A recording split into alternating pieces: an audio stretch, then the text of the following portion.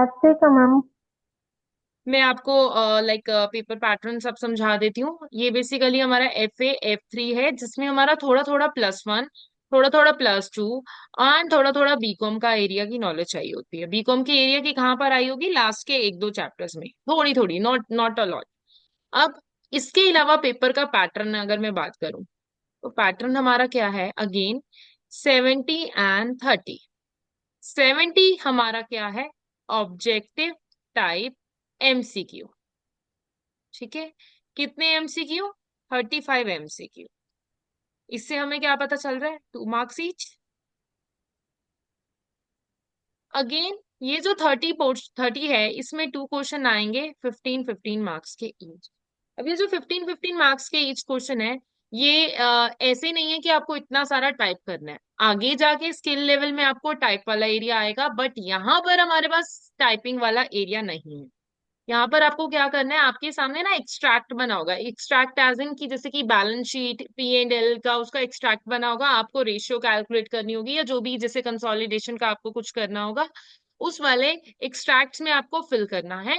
Working working notes में करने हैं आपने, उसके लिए आप रफ शीट जो है यूज कर सकते हो। सेंटर में हमें वर्क रफ पेपर जो है मिल जाता है, रिमोट बेस्ड पेपर पे नहीं मिलता है। अब रिमोट बेस्ड पेपर और सेंटर वो आपको खुद चूज करना है, मैं सेंटर ही रेकमेंड करती हूँ। अब नेक्स्ट एरिया इसमें क्या है? No negative marking. ठीक, नो नेगेटिव मार्किंग। अब उसके अलावा और मैं क्या इस पे फोकस करती हूँ स्टूडेंट्स को, कि आपको जो है लाइक कुछ कुछ ऐसे चैप्टर्स हैं जो कि आपने ना अपने क्लास +1 +2 में पढ़े हुए हैं, और वो इजी को चैप्टर है। ऐसा इसमें कोई भी चैप्टर नहीं है जिसमें से कुछ भी नहीं आएगा। तो ये तो भूल ही जाना, मतलब मैं कभी नहीं बच्चों को बोलूंगी कि आप ये करो वो करो। हमें पता होता है पैटर्न क्या ज्यादा चलता है, बट हम कभी भी नहीं बोलते हैं कि आप ये छोड़ो वो छोड़ो। पेपर होगा 2 आवर्स का ही, right. And again no negative marking हमारा। एंड ऑन डिमांड पेपर है, आपको ये भी पता होगा कि हमारे स्किल जो हमारी नॉलेज लेवल के सारे पेपर हैं वो ऑन डिमांड पेपर है। दैट मीन्स कि आपने सपोज करो आज सिलेबस कंप्लीट कर लिया, 2 3 दिन 4 दिन बाद आप पेपर देना चाहते हो, आप दे सकते हो। साथ के साथ इमीडिएट बेस पे आपको जो है रिजल्ट जो है मिल जाएगा। सो ये तो हो गया आपका थोड़ा सा पेपर के बारे में या फिर स्किल लेवल के इस पेपर के बारे में जनरल नॉलेज। 50% जो है हमारी पास मार्क्स है, एंड वो 50% मार्क्स इस पेपर में लेके आना टफ नहीं है। पूरे के पूरे नॉलेज लेवल में इससे इजी सब्जेक्ट कोई नहीं है। क्यों? क्योंकि आप बचपन से ही क्लास +1 से +2 से आप अकाउंट्स पढ़ते हुए आते हो, तो अकाउंट्स का जो है एरिया जो है वो आपको कंफर्टेबल लगता है बेसिकली। अब स्टार्ट करते हैं हमारे फर्स्ट चैप्टर से। ये आपका टोटल कंटेंट्स एरिया है, मतलब आपका सारा सिलेबस एरिया। अगर मैं इसमें से देखूं तो आपने जैसे कि +2 की हुई है, तो जहां तक मुझे लगता है ये तो थ्योरेटिकल एरिया है, सो इसको मैं 2 मिनट इग्नोर कर रही हूँ। आपने डबल एंट्री किया होगा, इसके बारे में भी कुछ कुछ ये चीजें आपने पढ़ रखी होंगी। फीफो लीफो मेथड कहीं ना कहीं पढ़ा होगा। नॉन करंट एसेट के बारे में थोड़ा थोड़ा कहीं पे पढ़ा होगा। एक्रूअल प्रीपेमेंट के बारे में पढ़ा होगा, रिसीवेबल पेबल, कैपिटल स्ट्रक्चर। जैसे कि आपके पास एक क्वेश्चन आता था शेयर कैपिटल की एंट्रीज, वहां पर से कोई टफ होता था, शेयर कैपिटल की इतनी इतनी एंट्रीज थी, यहाँ पर इजी को वर्जन में है। Bank reconciliation, trial balance and incomplete records, हमारा मुझे याद है +2 में एक चैप्टर होता है रेशियोज के ऊपर, तो ये इनकम्प्लीट रिकॉर्ड्स में वही है। And cash flow. सो ये सब कुछ तो आपने ऑलरेडी पढ़ा हुआ है अकॉर्डिंग टू मी, पढ़ा हुआ है ये सब कुछ। Yes ma'am. तो और ये सब कुछ मिला के ना 65 to 70 मार्क्स बहुत आराम से बनता है। बस ACCA में हम रट्टाफिकेशन नहीं मार सकते, हमें कंसेप्ट समझने हैं कि कंसेप्ट का क्या मीनिंग है। जो बच्चा कंसेप्ट समझ जाएगा उसके लिए टफ नहीं है, जो रट्टा मारेगा उसके लिए टफ है। रीजन बीइंग बिकॉज यहाँ पर ऐसा नहीं है कि जो किट के क्वेश्चंस हैं या बुक के पीछे के क्वेश्चंस हैं वही क्वेश्चंस आएंगे, ऐसा नहीं होता है इसमें। Yes ma'am. तो अब चलते हैं हम हमारे चैप्टर नंबर 1 पे, जो कि इंट्रोडक्शन टू फाइनेंशियल रिपोर्टिंग है। एंड ये F3 जो है बहुत एक अच्छा और एक इम्पॉर्टेंट चैप्टर है, एक बहुत अच्छा इंपॉर्टेंट सब्जेक्ट है। रीजन भी बिकॉज F3 है F7 का बेस, एंड F7 जो है वो हमें चाहिए FR के लिए, मतलब F7 हमें चाहिए AA के लिए भी, F7 मुझे चाहिए AAA के लिए भी, F7 मुझे चाहिए जॉब इंटरव्यूज में पूछे जाने वाले क्वेश्चंस के लिए भी। अगेन F7 मुझे चाहिए SBR, जो कि कंपल्सरी पेपर है पूरे प्रोफेशनल लेवल का। सो इसलिए इससे मतलब इम्पोर्टेंट मैं कुछ नहीं समझती आपके होल नॉलेज लेवल में। वैसे तो सब कुछ इम्पोर्टेंट है, बट हाँ ये बहुत इम्पोर्टेंट है। अब हम यस बात मैम। करते हैं हमारी इंट्रोडक्शन टू फाइनेंशियल रिपोर्टिंग। तो ये क्या कह रहे हैं, अकाउंटिंग बेसिकली हमारी अकाउंटिंग में क्या क्या कवर होता है। सो मेरी अकाउंटिंग में दो तरह के एलिमेंट्स कवर होते हैं। एक हो गया कि मुझे अपनी फाइनेंशियल स्टेटमेंट में कोई एंट्री रिकॉर्ड करनी है, एंड दूसरा ये कि उसका समराइजेशन। समरी क्यों? क्योंकि देखो समरी हर कोई के पास टाइम नहीं है कि ऑर्गेनाइजेशन के बारे में डिटेल में पढ़े। हमारे पास जो फाइनेंशियल स्टेटमेंट, अब फाइनेंशियल स्टेटमेंट क्या होती है, जैसे कि एग्जांपल के तौर पे आपके पास balance sheet, P and L, आप ये बोलते हो है ना। यहाँ पर हम फैंसी वर्डिंग यूज करते हैं बिकॉज यहाँ पर कॉर्पोरेट्स के बारे में बात हो रही है, एंड इनका बनाने का थोड़ा वे ऑफ प्रेजेंटेशन थोड़ा सा फैंसी है सब कुछ सेम ही है, एसेट एसेट ही रहेगा, वो लायबिलिटी नहीं हो जाएगा। सो उसको समराइज करना मतलब कि एक इजी को वे में हमारे सामने इंफॉर्मेशन अवेलेबल है, एंड वो समराइज्ड इंफॉर्मेशन हमारी मैनेजमेंट यूज करती है, हमारे स्टेक होल्डर्स यूज करते हैं। तो अब ये समराइज फॉर्म में हमारे पास रहता है, और वो क्या है, फाइनेंशियल स्टेटमेंट, जिसमें कि मेरे पास balance sheet, P and L, ये तो आपने पढ़ा होगा। कैश फ्लो ये आपने पढ़ा होगा। आपने क्या नहीं पढ़ा होगा, statement of changes in equity, जो कि टफ नहीं है, कुछ नया वर्ड है बस। ठीक है, अभी तक कुछ पूछना हो, ये हमारा बस एक लाइक कि हमारे अकाउंटिंग में कौन कौन से एरियाज कवर्ड होते हैं, ये वो एरियाज हैं। Yes ma'am. ठीक है, अब चलते हैं हम आगे। देखो मेरा जो फाइनेंशियल अकाउंटिंग है, बेसिकली जो ये सब्जेक्ट है, ये क्या है कि इसमें हमारा क्या काम होता है कि accounting and reporting system of an entity records and summarise the financial performance and position of a business. हम क्या करते हैं, परफॉर्मेंस, परफॉर्मेंस एज इन की बिजनेस कैसे रहा। सो बिजनेस की परफॉर्मेंस एंड पोजीशन, पोजीशन हमारा क्या होता है, देखो परफॉर्मेंस होती है पूरे साल की, जैसे हमारा स्कूल में रिपोर्ट कार्ड आता है, वो पूरे साल की परफॉर्मेंस होती है।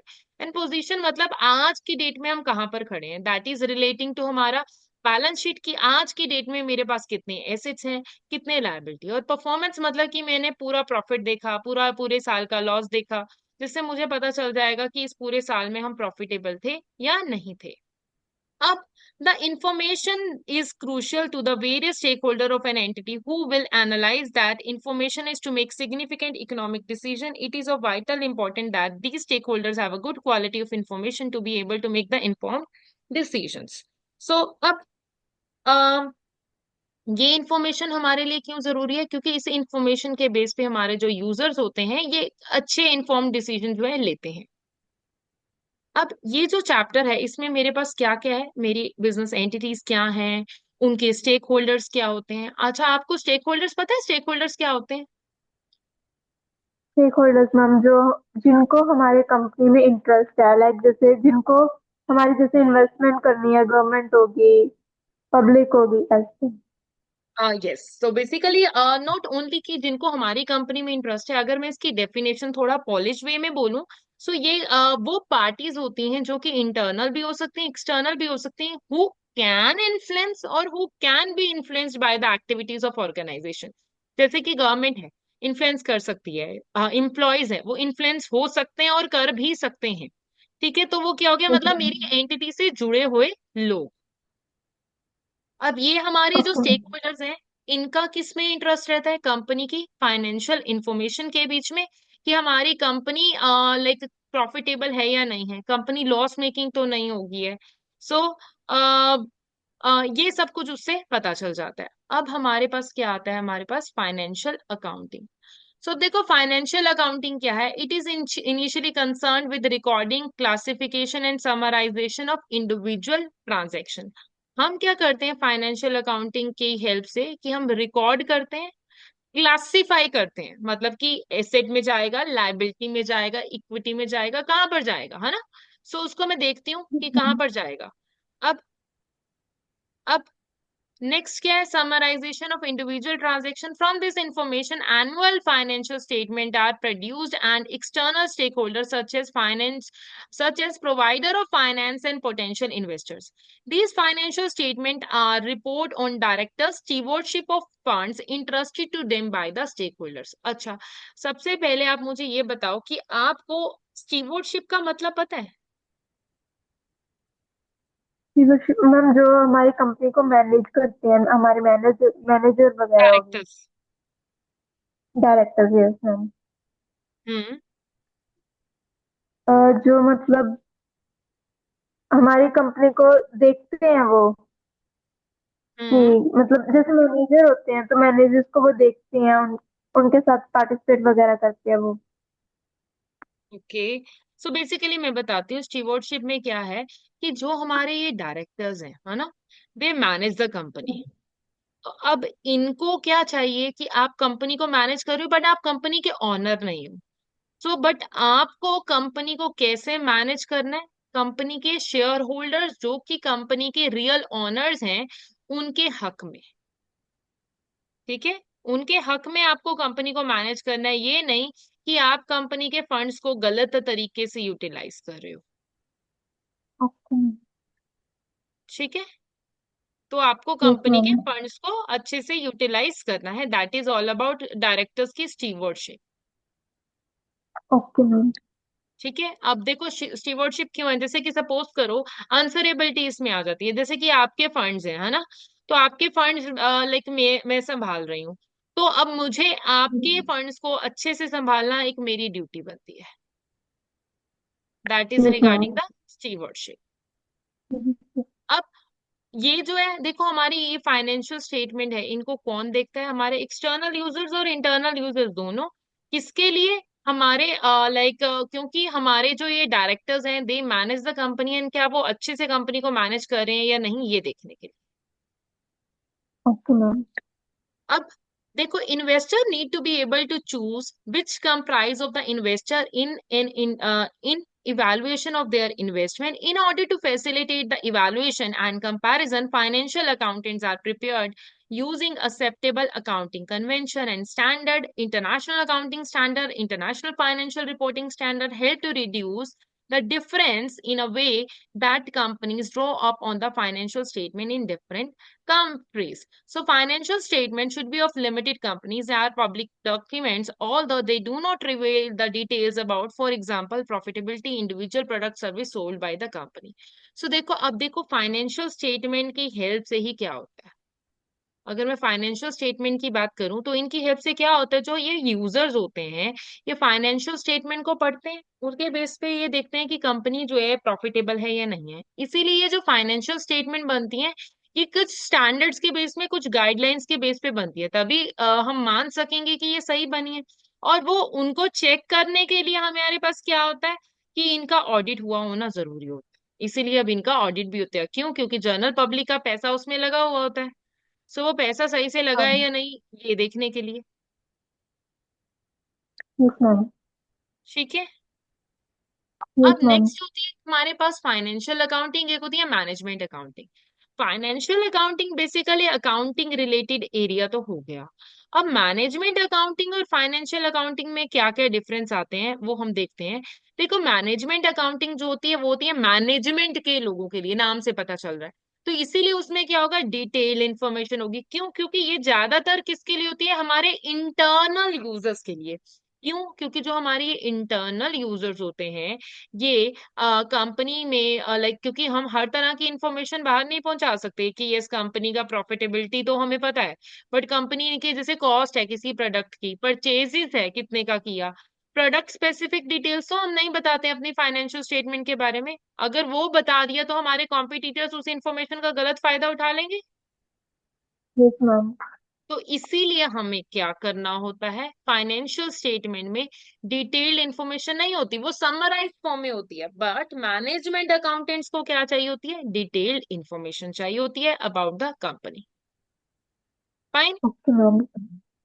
अब yes ma'am. Management accounting require much more detail up to date information to control the entity and plan for future. Management need to be able to cost out the product, production method, assess profitability, and so on. In order to facilitate this, management accountant present information in a way that may be useful to the management. For example, by operating unit of a product line, कि कोई भी business का कोई एक unit है, कोई एक line है, वो कैसे चल रहा है। तो अब देखो वो कैसे चल रहा है, वहां पर लाइक अब कोई भी प्लानिंग होगी उस एरिया के रिगार्डिंगली, वहां पर कोई डिसीजन मेकिंग होगी, वो सारे हम कैसे करते हैं? With the help of this, हमारा लाइक हमारे फाइनेंशियल अकाउंटेंट की हेल्प से, कि रिसोर्सेस कहाँ पर कितने लगाने हैं, ये सारे। अब ये जो हमारे फाइनेंशियल स्टेटमेंट है, उनके हमारे होते हैं यूजर्स। यूजर मतलब कि जो इन फाइनेंशियल स्टेटमेंट को पढ़ेंगे एंड पढ़ के कुछ ना कुछ डिसीजन लेंगे। जैसे कि अब यूजर्स हमारे इंटरनल भी हो सकते हैं, यूजर्स हमारे एक्सटर्नल भी हो सकते हैं। अच्छा, एक्सटर्नल तो आपको पता होगा, जैसे कि हमारे गवर्नमेंट हो गई है ना, जैसे कि हमारे शेयर होल्डर्स, ये दो बातें तो आपको पता होंगी। उसके यस अलावा मैम। हमारे पास ये सारे यूजर्स हैं, एक बार इन सबके नेम पढ़ो। इन्वेस्टर, कस्टमर, चाहे मन में पढ़ लो, कोई सप्लायर्स। इश्यू नहीं है, कोई इश्यू नहीं है। बस आप ये देखो कि आपको ये सारे नेम पढ़ने के बाद ये लग, कहीं ऐसा यूजर है जिसमें आपको डाउट ला रहा है कि ये कैसे यूजर हो गया, इसको क्या काम हो सकता है?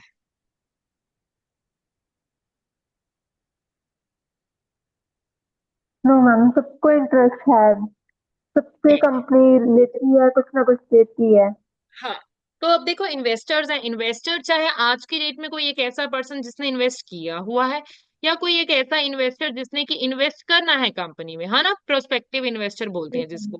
तो इन दोनों को ये इंटरेस्ट किस में रहेगा कि हम पैसा लगा रहे हैं कंपनी में, कहीं कम को कंपनी डूब तो नहीं जाएगी। That is regarding investors. फिर उसके बाद यस हमारे मैम। पास आते हैं कस्टमर्स। अब मैं कोई प्रोडक्ट, जैसे सपोज करो आप मेरे लिए कस्टमर हो, क्लाइंट हो, है ना, आप मेरे में इन्वेस्ट करने से पहले 4 बार क्या सोचोगे कि यस, कि मैंने इनको फीस दे दिया तो कल को ये तो नहीं फीस दे के भाग जाएंगे, है ना। मतलब एक छोटी सी एग्जांपल मैं आपको दे रही हूँ। सप्लायर है, यस मैम। सप्लायर होते हैं, सप्लायर से कैसे रिलेशन चलता है कि ये नहीं, बहुत बार ऐसे होता है कि हम प्रोडक्ट पहले ले लेते हैं एंड मंथली टू मंथली हमारा पैसा चाहता है, बहुत बार ऐसे होता है। तो जान पहचान की करियाना शॉप्स में भी अगर हम ग्रोसरी लेने जाते हैं तो भी ऐसे होता है। तो सप्लायर को यही रहेगा ना कि इसका बिजनेस प्रॉफिटेबल रहेगा तभी ये मुझे पैसे देगा, अगर यही प्रॉफिटेबल नहीं है ये मुझे पैसे नहीं देगा। यस ऐसे ही मैम। हमारे, अगर आपने मुझे पैसे उधार में दिए तो आपको क्या रहेगा कि ये पैसे जो है लाइक ये कमा ले, अगर ये नहीं कमाएंगे तो कल को मेरे पैसे उधारी कैसे वापस करेंगे। ऐसे ही यस मैम। गवर्नमेंट है, गवर्नमेंट को मेरी फाइनेंशियल स्टेटमेंट में क्या इंटरेस्ट रहेगा कि अगर मैं प्रॉफिटेबल रहूंगी तभी मैं इंडस्ट्री में जॉब अपॉर्चुनिटीज क्रिएट कर पाऊंगी, right. Yes ma'am. Again, that's मैं ट्रू। और की बात करूं, कॉम्पिटिटर्स, तो कॉम्पिटिटर्स की अगर मैं बात करूं, कॉम्पिटिटर्स को इंटरेस्ट रहेगा कि अच्छा ये बिजनेस ग्रो कर रहा है तो मेरा भी हो सकता है, ये बिजनेस ऐसे चल रहा है तो मेरा भी चल सकता है।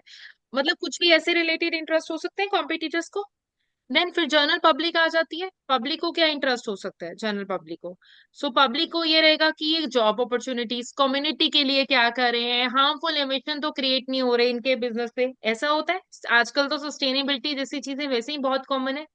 एम्प्लॉयज, यस मैं मैम। किसी कंपनी की एम्प्लॉय हूँ, अगर मुझे किसी कंपनी को ज्वाइन करना है तो मैं ये देखूंगी ना कि ये कंपनी कल को चलेगी या नहीं। कहीं मैं अपनी यहाँ पर जॉब ले लूं, ये कंपनी की ग्रोथ नहीं है, कंपनी ही प्रॉफिटेबल नहीं है, तो कंपनी कैसे मुझे लाइक सैलरी पे करेगी।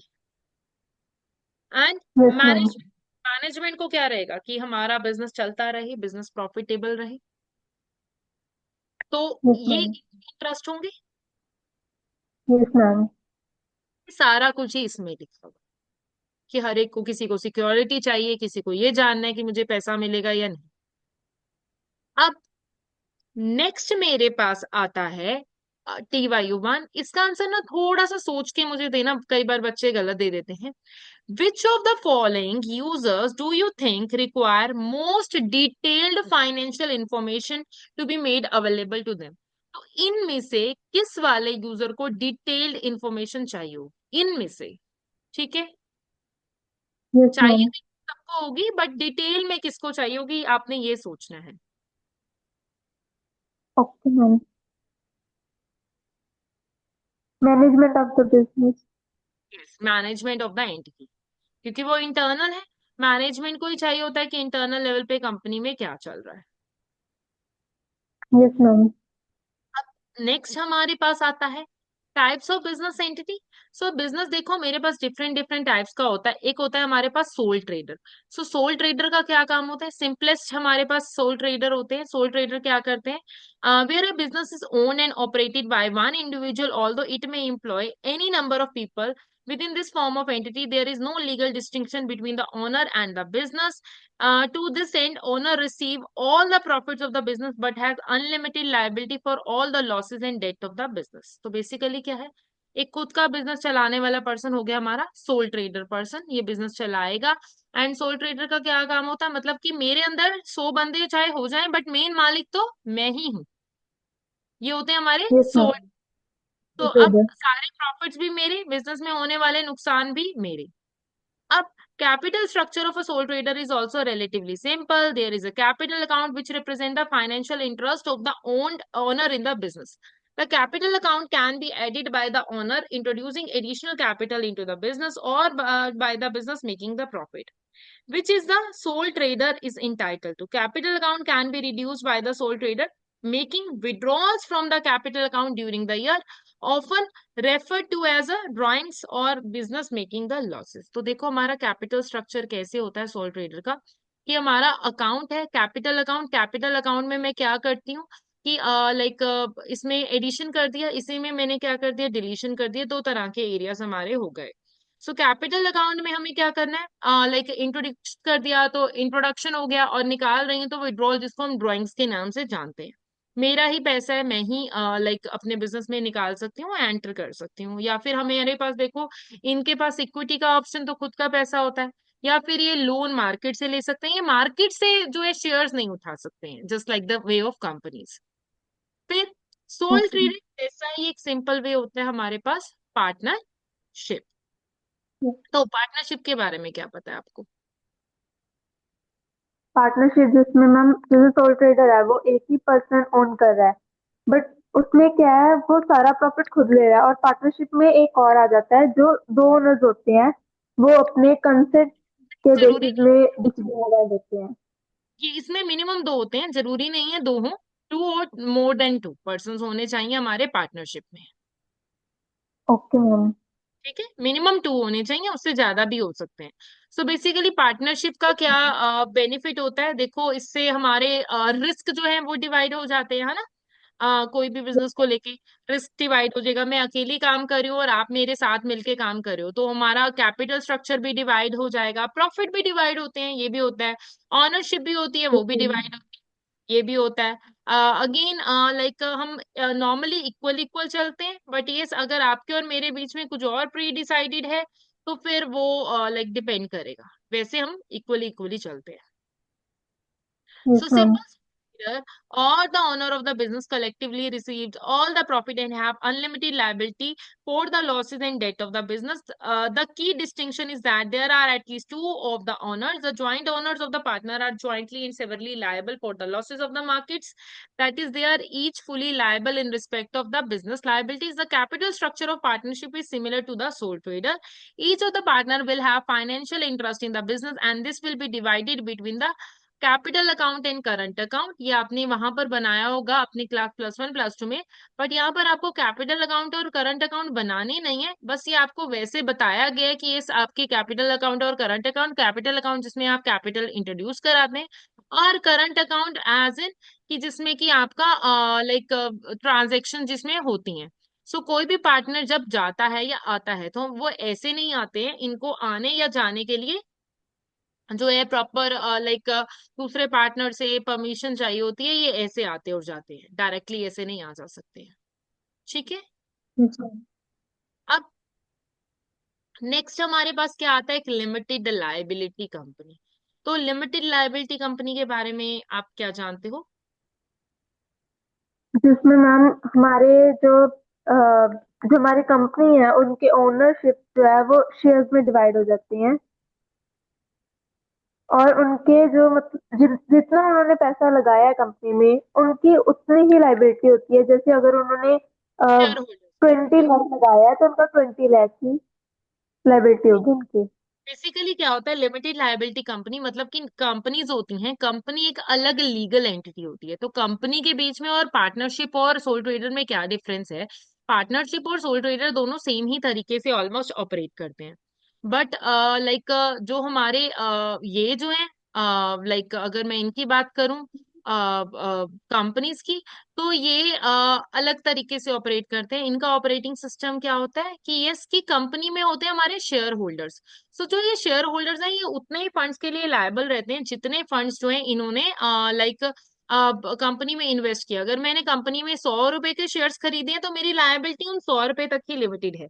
तो ये नहीं कि कंपनी का नुकसान हुआ और मैंने 100 का इन्वेस्ट किया हुआ है तो 500 का, 1000 का मुझे पे करना पड़ेगा। नहीं, जितना मैंने पे किया हुआ है उतना ही मेरा नुकसान होने वाला है। बट इन केस ऑफ ठीक है। Partnership as well as sole trader, तो अगर कंपनी का नुकसान मतलब मेरा नुकसान, मतलब कि अगर कंपनी एज इन मतलब फर्म का नुकसान मतलब मेरा नुकसान, तो उस वाले केस में क्या होगा कि अगर जैसे कि सोल ट्रेडर मतलब जैसे कि शॉपकीपर्स होते हैं, डिपार्टमेंटल स्टोर के ऑनर्स होते हैं, तो इनको अगर नुकसान होता है तो इनको अपनी पॉकेट से अपने एसेट बेच के भी वो जो है रिलीज करवाना पड़ता है। ऐसे नहीं इनके फंड्स जो है रिलीज होते हैं। फाइन। Yes ma'am. और अब पार्टनरशिप और इनमें क्या होता है, लाइक थोड़ा सा फ्लेक्सिबिलिटी रहता है, but like in terms of कि इसकी बिजनेस मेरा है, मैं जितना मर्जी एक्सपैंड करूँ कम करूँ। यहाँ पर बिजनेस एक्सपैंड करने के लिए हमें इक्विटी रिलीज करनी पड़ती है या फिर डेट प्रॉपरली लेना पड़ता है। बट पार्टनरशिप और फर्म्स होते हैं थोड़े छोटे लेवल पे होते हैं, कंपनीज थोड़ी बड़ी लेवल पे होती हैं। एंड इनमें फायदा क्या होता है कंपनीज में, एक और कि इनके लिए लोन लेना इजी हो जाता है, पहली बात। एंड दूसरी बात ये कि अगर कोई मर गया, राइट, कोई चला गया, तो कंपनी चलती रहेगी। अब जैसे कि हमारे रतन टाटा जी हैं, राइट, उनकी डेथ हुई, उनकी डेथ होने के बाद उनकी कंपनी टाटा ग्रुप तो चल ही रहे ना। But in yes case of वो मैम। सोल ट्रेडर होते तो उनके जाने के बाद वो टाटा ग्रुप बंद हो जाता। ये इसमें लाइक एडवांटेज हम कह सकते हैं in case of companies. And companies का लाइक ऑनर्स और वो डिफरेंट होते हैं, ये हमने ये भी कर लिया था। एंड लिमिटेड लायबिलिटी होती है, ये भी हमने कर लिया था। एंड कंपनीज जो है इनको वाइंडिंग अप करने में, मतलब इनको बंद करने में, अगर प्रॉपर पूरा फुल फ्लेज प्रोसेस चलता है, ऐसे नहीं कि कंपनी नॉर्मली ऐसे बंद हो जाए। Okay ma'am. ठीक है, इनका प्रॉपर फुल फ्लेज प्रोसेस चलता है। Yes ma'am. इनको भी मैं मैनेज तो जैसे डायरेक्टर वगैरह करते हैं, यस, बट कंपनीज को मैनेज ओनर डायरेक्टर, हमारा शेयर। शेयर होल्डर्स, यस, इनके ऑनरशिप शेयर होल्डर्स के पास होती है। मैनेजर्स हमारे डायरेक्टर्स होते हैं। इसीलिए इनका ऑडिट कराना कंपलसरी होता है, क्योंकि कंपनी में फंड्स होते हैं हमारे शेयर होल्डर्स के। Okay ma'am.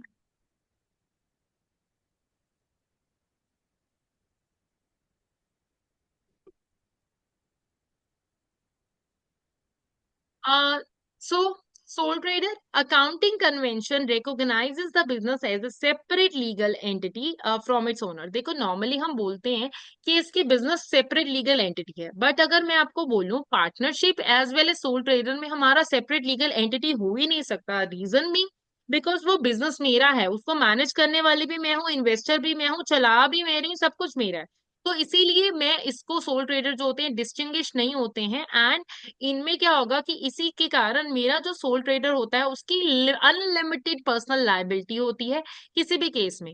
तो अब अगर बाय एनी चांस की बिजनेस का कोई डेट रीपे नहीं हो पाया, तो सोल ट्रेडर का घर कार कुछ भी उसका एसेट ले लिया जाएगा एंड उसके डेट जो है रिलीज किए जाएंगे। इसीलिए ये स्मॉल स्केल बिजनेस पे ही चलते हैं, क्योंकि ये लाइक हम अपने खुद के ही पर्सनल रिसोर्सेज पे रिलाई करके चलते हैं। हाँ, फायदा क्या है, फ्लेक्सिबिलिटी है, ऑटोनॉमी है, मैं अपनी मर्जी से चला सकती हूँ, अपनी मर्जी से अपना बिजनेस से पैसा निकालूं, अपनी बिजनेस में पैसा डालूं, वो मेरी अपनी मर्जी है। But in case of a partnership, partnership क्या है, ये भी सोल ट्रेडर की तरह लीगली डिस्टिंग्विश नहीं है। पर्सनल एसेट पार्टनर्स के कभी भी लिए जा सकते हैं, बस ये है कि इसमें डिवाइड हो जाता है, या फिर आपके और मेरे बीच में प्रॉफिट शेयरिंग रेशियो जैसे भी डिसाइडेड है। सपोज मैंने बोला मैं 80% लूंगी, आप 20, तो अगर आपके और मेरे बीच में अगर ये डिसाइडेड है, तो उस वाले केस में जो हमारी टर्म्स डिसाइडेड है हम वैसे ही करेंगे। हाँ, फायदा क्या हो जाता है, एक्सपर्टाइज आ जाती है, ज्यादा रिसोर्सेज अवेलेबल हो जाते हैं। जैसे सपोज करो आप यंगस्टर हो, मेरा थोड़ा चलो आपसे एज लेवल ज्यादा है, तो अगर हम बात करें कि लाइक सपोज फ्यूचर में आप और मैं एक फर्म खोलें, तो मैं बोलूंगी मैं एक्सपर्टाइज के बेस पे मैंने 70% ले लिया, आपको टेक की नॉलेज है, आप उसमें टेक डाल रहे हो अपना। सो अब आपके पास एक्सपर्टाइज आ गई टेक की, हो सकता है मैं अपना एक्सपीरियंस अपना एक्सपोजर जो है उसमें इन्वेस्ट कर रही हूँ। तो वो अपने बीच में लाइक कंट्रीब्यूशन का फैक्टर बैठ गया। तो इससे क्या होगा, हमारे बीच हम्म। में लाइक डिसाइड हो गया कि ये इस बेस पे हम चल रहे हैं, रिस्क भी कम हो गया क्योंकि कोई अगर नुकसान होगा तो हम दोनों के बीच में बंटेगा, खर्चे होंगे हम दोनों के बीच में बटेंगे। एंड यस, कभी मैं अवेलेबल नहीं हूँ या आप अवेलेबल नहीं हो, तो हमने अगर सपोज करो किसी को मिलना है, तो हमारे अल्टरनेटिव जो है अवेलेबल है। So these are the benefits. Correct.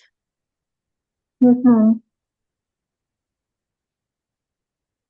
अब अगर इनका कंपैरिजन किया जाए, तो देखो जो प्रॉपर्टी होल्डिंग की बात होती है, तो प्रॉपर्टी कंपनीज के केस में वो कंपनी की ही होती है। बट यहाँ पर पार्टनरशिप के फेस में या फिर हमारे लाइक सोल ट्रेडर के केस में, जब बिजनेस में से वो पर्सन जो है वो चला जाएगा, वो अपनी प्रॉपर्टी भी लेके चला जाएगा या उसके पैसे लेगा, कुछ भी जैसे इनके बीच में डिसाइडेड होगा। तो लाइक बट कंपनी के केस में कंपनी का एसेट कंपनी का ही रहता है। ट्रांसफरेबिलिटी ऑफ शेयर्स, जैसे कि अगर कंपनी में से अब सपोज करो मेरे पास किसी कंपनी के शेयर है, मुझे वो शेयर्स ट्रांसफर करने हैं, तो मैं किसी से पूछने थोड़ा ना जाऊंगी, मैं रतन टाटा जी से या मैं अंबानी जी से पूछने थोड़ा ना जाऊंगी कि आपकी कंपनी के शेयर किसी को दे दूं। स्टॉक मार्केट पे नॉर्मली लिस्ट होते रहते हैं, वहीं पे बेचो वहीं पे खरीदो। तो वो ट्रांसफरेबिलिटी इजी है in case of a companies. But in case of a soul trader partnership, अगर किसी को एक दूसरे को शेयर्स ट्रांसफर करने हैं, अपना मतलब हिस्सेदारी ट्रांसफर करनी है, तो उनको प्रीवियस पार्टनर से परमिशन लेनी पड़ेगी कि मैं जा रहा हूँ, मेरे बदले ये पर्सन एज अ पार्टनर आ सकता है, तो ये अलाउड होगा। Next is suing and being sued. हम देखो कंपनी के केस में मानते क्या है कि कंपनी अलग, कंपनी के ऑनर्स अलग। ठीक है, तो डायरेक्टर चाहे कंपनी पे, डायरेक्टर चाहे किसी और डायरेक्टर पे, डायरेक्टर चाहे किसी और पे, मतलब या एम्प्लॉयज पे, एक दूसरे पे हम केस कर सकते हैं। बट यहाँ पर बिजनेस ही में, सब कुछ में, तो इसीलिए हम एक दूसरे पे अलग से नहीं केस कर सकते, है ना। And security of loan. अब देखो कंपनी जो है, कंपनी का नाम बड़ा होता है, तो कंपनी को अगर जब लोन लेना है ना, कंपनी को लोन भी इजीली मिल जाएगा, उस वाले केस में उसको सिक्योरिटी ज्यादा देने की जरूरत नहीं है, specifically in case of a floating charge. आपको फिक्स चार्ज और फ्लोटिंग चार्ज पता है क्या होता है? फिक्स चार्ज मैम जो हम हमारा फिक्स होता है, फ्लोटिंग मतलब टाइम जैसे जैसे होगा वैसे उस एसेट को देख के उसके चार्जेस चेंज होते रहते हैं एवरी बेसिकली मंथ। एसेट की एक मतलब कि मैंने आपको इतना ये देना है, तो उसके बदले में कोई और एसेट करा सकती हूँ। ये हो गया हमारा फ्लोटिंग, मतलब कि मैंने जिसके अगेंस्ट लोन लिया हुआ है वो चेंज हो सकता है। But in case of like हमारा जो ये पार्टनरशिप हो गया या फिर जो हमारा सोल ट्रेडर हो गया, उसमें ये फैसिलिटी अवेलेबल नहीं होती, क्योंकि उनके ऊपर ना ट्रस्ट नहीं होता है। तो इसलिए उनके लिए फ्लोटिंग चार्ज इजीली अवेलेबल नहीं। अगेन पार्टनरशिप के फेस में या फिर लाइक सोल ट्रेडर के केस में, बिजनेस की इनकम मेरी इनकम, तो बिजनेस का टैक्स मेरा टैक्स। यहाँ पर क्या होता है, आप एज एन एम्प्लॉय हो या आप एज एन डायरेक्टर हो, आपको टैक्स उस एरिया पे करना पड़ेगा जो आपकी पॉकेट में आ रहा है। कंपनी अपना अलग से कॉर्पोरेशन टैक्स पे करेगा, और डायरेक्टर या फिर क्या कहते हैं एम्प्लॉयज अपना अलग अलग टैक्स जो है पे करेगा। करेक्ट। Yes ma'am.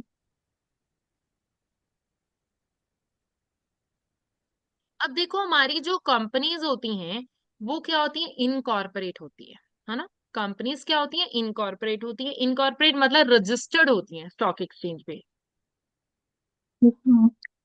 रजिस्टर होती है। सो अब देखो रजिस्ट्रेशन कराने के फायदे भी होते हैं कि इस कंपनी रजिस्टर हुई तो देखो जनरल पब्लिक को उसके बारे में पता चलेगा, फंड्स भी मिलेंगे, बाहर का पैसा आ जाएगा। पर इसके देखो कुछ नुकसान भी है। नुकसान क्या है, देखो जब कंपनी बनती है, कंपनी को रजिस्टर कराना पड़ता है, रजिस्टर कराएंगे तो डॉक्यूमेंटेशन होगा, डॉक्यूमेंटेशन होगा तो देखो फीस लगेगी, लीगल कॉस्ट होगी, एंड वो सारा प्रोसेस करने में हमारे खर्चे होंगे, पहली बात। दूसरा ये कि ये कंपनीज जो होती हैं, इनको हर साल अपनी एनुअल फाइनेंशियल स्टेटमेंट बनानी पड़ती हैं, वो रजिस्टर करानी पड़ती हैं, आरओसी के ऑफिस में देनी पड़ती हैं, जिसकी लगती है कॉस्ट। ठीक, वो कॉस्ट होती है एक्सपेंसिव। तो वो हमारे खर्चे हो गए। एंड ये उसके अलावा इनको ऊपर से क्या कराना पड़ता है अपने आप को, ऑडिट। तो ये यस फालतू के मैम। और खर्चे पड़े। तो ये सारे खर्चे क्या हो गए, कंपनीज को बियर करने पड़ते हैं, ये नुकसान हो गया, है ना। अब registered yes company ma'am. Account and certain other documents are open for public inspection. मैं कंपनी हूं तो मेरे जो डॉक्यूमेंट्स होते हैं, आप अभी भी एचएमआरसी की वेबसाइट खोलो, आपको कंपनी के डॉक्यूमेंट जो है मिल जाएंगे। तो ये डॉक्यूमेंट जो होते हैं वो हमेशा ओपन रहते हैं पब्लिक इंस्पेक्शन पे लिए। सो ये अब जो सोल ट्रेडर हैं, अब आपकी पापा की शॉप, अगर आई डोंट नो क्या बिजनेस है उनका, सो उनके डॉक्यूमेंट्स के जनरल पब्लिक कोई भी आके देख सकता है? नहीं देख सकता। मेरे फादर के कोई डॉक्यूमेंट्स आके देख सकता है? कोई भी नहीं देख सकता। सो ये क्या होते हैं, नुकसान होते हैं कि कोई भी आके हमारी स्क्रूटनी, हमारी हमारी डॉक्यूमेंट्स अवेलेबल है। So limited company are subject to strict rules in connection with introduction and withdrawal of capital and profits. Limited company यानी कि जो हमारी पब्लिक कंपनी है, इनको क्या करना होता है, जो ये कंपनीज है इनके ऊपर रिस्ट्रिक्शन भी ज्यादा होती है कि कैपिटल इंट्रोड्यूस कराना, कैपिटल निकालना, इन चीजों को लेके। सो वो उन सब रूल्स एंड रेगुलेशन का कंप्लाई भी करना पड़ता है। And members of the company may not take part in the management unless they are also director। देखो members मीन शेयर होल्डर्स। अब कंपनी के इतने सारे शेयर होल्डर्स हैं, मेरे पास भी बहुत सारी कंपनी के शेयर्स है, तो क्या मैं कंपनी की मीटिंग्स में जाके बैठती हूँ? ठीक। अनलेस अदरवाइज जब तक मैं डायरेक्टर नहीं हूँ मैं नहीं जाके बैठ सकती। तो डिसीजन मेकिंग, पैसा मेरा है बट डिसीजन मेकिंग में मेरा कोई हक नहीं है। But in case of partnership and soul trader क्या होगा, हमारा पैसा होगा तो हम देखो डिसीजन मेकिंग में पार्टिसिपेट भी ले सकते हैं। ये उसका कुछ बेनिफिट हो गया। फाइन। Yes ma'am. ठीक है। अब ना नेक्स्ट हमारे पास आ गया कुछ फ्रेमवर्क का एरिया, जिसमें थोड़ा सा और लाइक थोड़ा और डिटेल